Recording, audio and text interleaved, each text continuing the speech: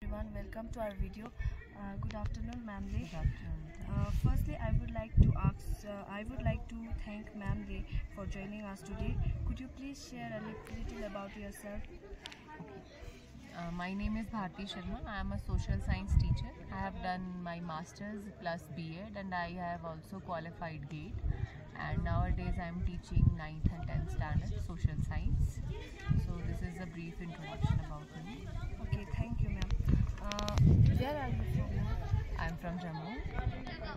And what inspired you to become a teacher? Before joining this school, I have already taught in university for 5 years. So from there I developed passion for teaching. So I joined, when my husband posted in Leh, I joined this school as a teacher. How long you have been teaching in this school, ma'am? I have been teaching from last 1 year. So I would like to ask a question about biodiversity, which is our main topic. Are there any plant and tree species in the area that people are currently depending on to make a living?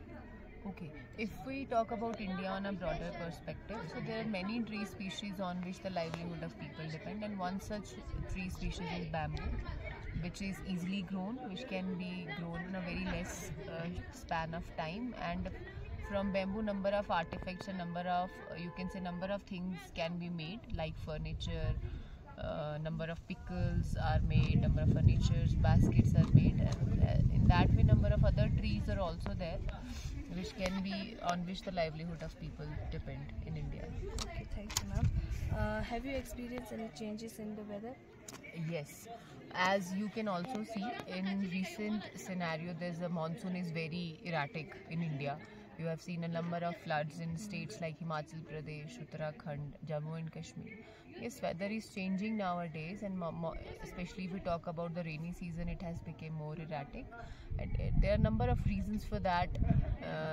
If we talk about geographic reasons, there are a number of reasons, and in a broader perspective, the reasons like global warming, which leads to the intense weather conditions like scorching summers, very cold winters, and very harsh monsoon seasons.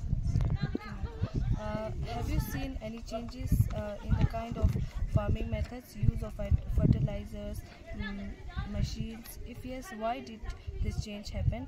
Has this affected your lifestyle in?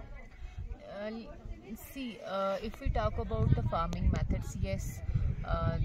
If we compare the present farming methods with the farming methods of say about 20 to 25 years ago, there have lots been changed due to the technological advancement, number of modern equipments are there, and yes, drawback is also there, like we are using pesticides to the increase in the production, but on the same hand they enter into our food chain and leads to number of diseases to mankind. Yes, ma'am.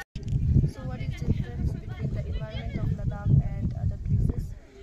In rest of India, like if we see the case of monsoon, the monsoon is very intense in rest of the India, but in case of Ladakh there are trans-Himalayas, so monsoon wind can't cross this, and as a result Ladakh is a cold desert because the monsoon laden wind don't reach the Ladakh because of trans-Himalaya. As a result, there's a very less rainfall that results into the impact the life of the local people and the economy as well.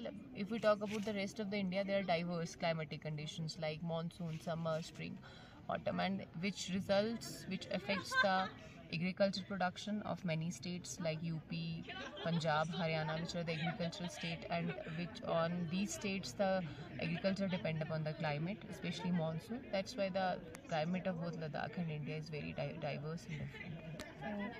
That's all. Thank you, ma'am, for joining us. Thank you so much for your time. Thank you, ma'am. Thank you.